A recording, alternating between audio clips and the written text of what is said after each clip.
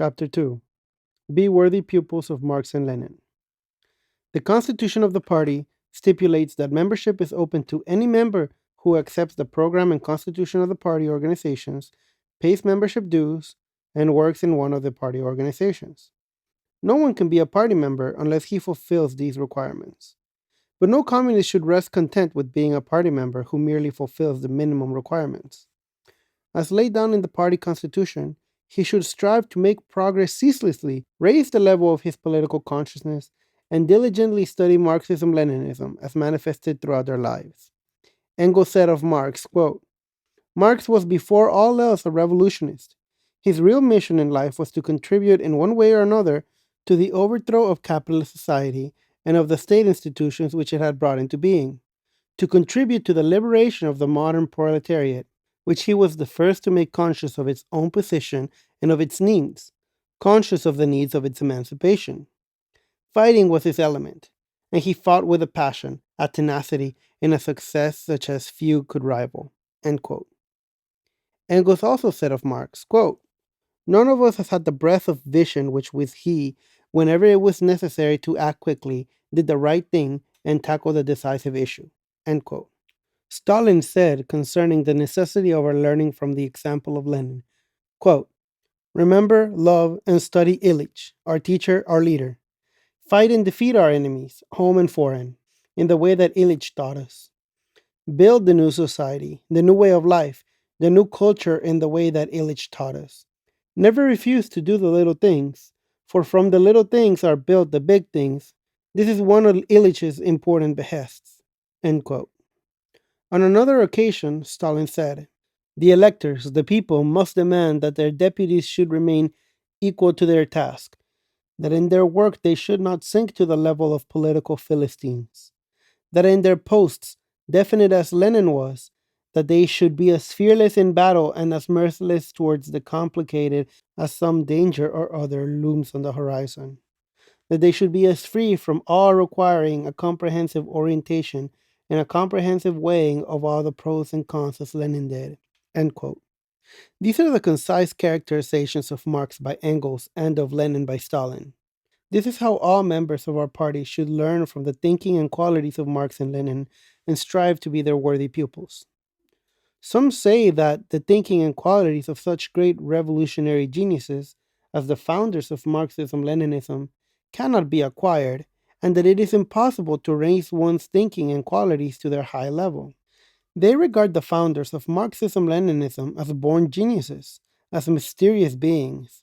Is such a view correct? I think not. True enough, the average party comrade is far from possessing the great gifts and profound scientific knowledge of the founders of Marxism Leninism, and most of our comrades cannot attain to their deep and broad erudition in the theory of proletarian revolution. But it is perfectly possible for our comrades to grasp the theory and method of Marxism Leninism, cultivate the style of Marx and Lenin in work and in struggle, constantly heighten their revolutionary quality, and become statesmen of the type of Marx and Lenin, if they really have the will.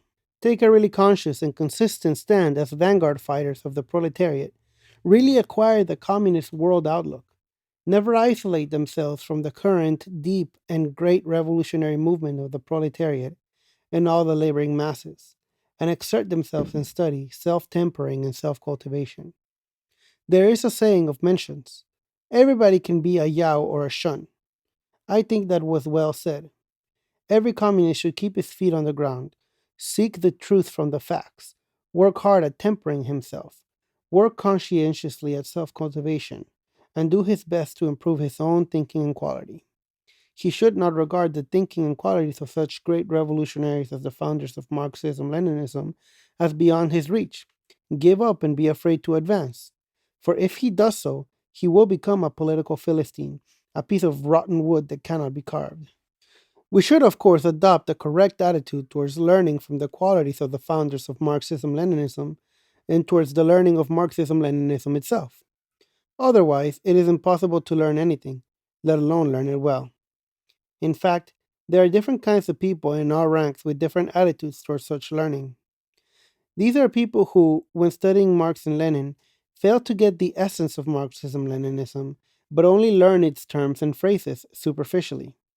Although they read Marxist literature, they are unable to use its principles and conclusions as guides to action and apply them to concrete, practical problems in real life. They are content to learn isolated principles and conclusions by rote, and even to style themselves as the genuine Marxist Leninists. But they are certainly not genuine Marxist Leninists, and their actions and methods are diametrically opposed to Marxism Leninism. We have had not a few people of this type in the Chinese Communist Party. We had certain representatives of dogmatism at one time who were even worse. These people knew absolutely nothing about Marxism Leninism and could only babble Marxist Leninist phraseology, and yet they regarded themselves as China's Marx or China's Lenin, posed as such in the party, and had the impudence to require that our party members should revere them as Marx and Lenin are revered, support them as the leaders, and accord them loyalty and devotion. They went so far as to appoint themselves the leaders without being chosen, climbed into positions of authority, issued orders to the party like patriarchs, tried to lecture our party, abused everything in the party, willfully attacked and punished our party members and pushed them around. Those people had no sincere desire to study Marxism Leninism or fight for the realization of communism. They were just careerists in the party, termites in the communist movement. Such people were bound to be opposed and eventually unmasked and discarded by the rank and file, and indeed were discarded by our party members. But can we say with full confidence that no such people will reappear in our party? No, we cannot yet say no. Then there are people of exactly the opposite kind. They see themselves above all as pupils of the founders of Marxism Leninism, conscientiously study the theory of Marxism Leninism, and strive to grasp its essence and spirit. They look up to the noble character and proletarian revolutionary qualities of the founders, and in the course of revolutionary struggles, they conscientiously carry on self cultivation and examine themselves to see if their handling of affairs, their dealing with people, and their own behavior conform to the spirit of Marxism Leninism. They are well read in Marxism Leninism, but at the same time, they make the special effort to investigate and analyze living reality, to study the characteristics of their own time and all aspects of the situation facing the proletarian of their own country, and to integrate the universal truth of Marxism Leninism with the concrete practice of the revolution in their own country. They do not content themselves with memorizing the Marxist Leninist principles and conclusions, but take a firm Marxist Leninist stand and learn the Marxist Leninist method and act accordingly, giving spirited guidance in every revolutionary struggle. And thus they transform reality and at the same time transform themselves. Every one of their actions, without exception, is guided by the principles of Marxism Leninism and is devoted to the victory of the proletarian cause, the liberation of the nation and all mankind, and the triumph of communism.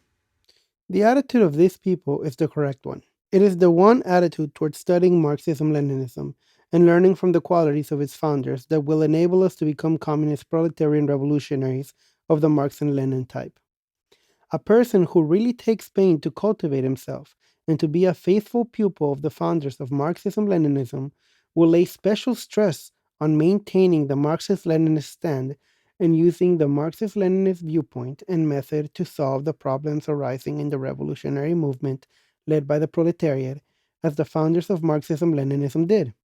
He will give no thought whatsoever to his own position or fame in the party, nor will he ever claim to be a Marx or Lenin, nor require nor expect others to have the same high respect for him as for Marx or Lenin, for he does not think he has any right to do so. Yet such a person will enjoy the considered respect and support of the mass of the party members just because he acts in this way, because he is always honest and loyal, brave and firm, and shows great ability in the revolutionary struggle.